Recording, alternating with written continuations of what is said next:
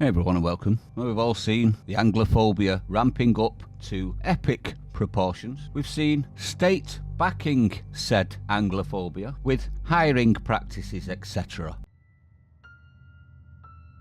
And I do believe that we have rotten politics, and I'm not using that as an exaggeration. We've also seen the call for people that have never done something to pay for the crimes of the past to people that have never been hurt by it. Now this is in regards to reparations. You may have heard the UN, a leading UN judge has called for, are we ready for this, reparations to the value of £18.8 trillion.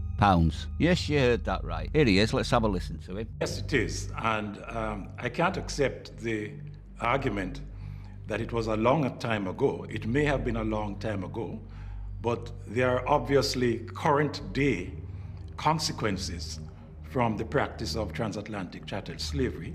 Those consequences. Now he's saying there that there's current day consequences. Now I would actually state there is actually current day slavery practices. This is in Africa right now. This is an active slave market, and this is apparently women being sold as chattel into sex slavery. Now I don't know about you, but I think that's more important than something that happened 400 years ago. Let's continue to listen, shall we? Consequences stare us in the face every day when you look at the position, the situation of the descendants of the enslaved in any part of the world where they are, and there is a basis for a comparison. They are at the bottom of the economic ladder, and the reason for that is transatlantic chattel slavery. They started their life as free people with not a cent from the United Kingdom, which paid £20 million to the plantation owners. That deficit has still not been made up by the descendants of the enslaved.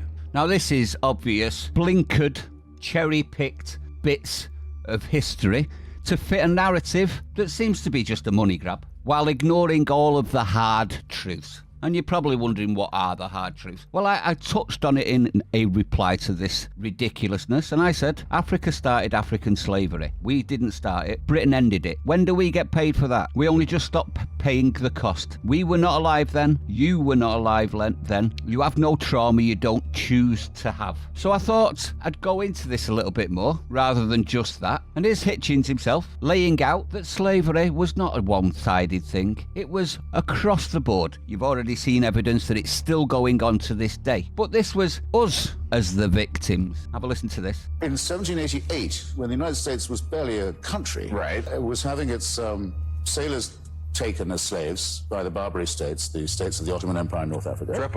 Tripoli. Shores of Tripoli. Shores of Tripoli. Ships stopped. Its crews carried off into slavery. We estimate 1.5 million European and American slaves taken between 1750 and 1815. Jefferson and Adams went to their ambassador in London and said, why do you do this to us? The United States has never had a quarrel with the Muslim world of any kind. We weren't in the Crusades. We weren't in the war in Spain. Why do you do this to our people and our ships? Why do you plunder and enslave our people? And the ambassador said very plainly, Mr. Abdul Rahman said, because the Quran gives us permission to do so, because you are infidels. And that's our answer. And Jefferson said, well, in that case, I will send a navy which will crush your state, which he did. Islamic fundamentalism is not created by American democracy. It's a lie to say so. It's a masochistic lie. And it excuses those who are the real criminals, and it blames us for the attacks made upon us. So there you go. That's why I said you have no trauma you don't choose to have. We were slaves at one time as well. We were enslaved as chattel by the Barbary pirates. Guess what we don't have 400 years later, etc. Yes, exactly.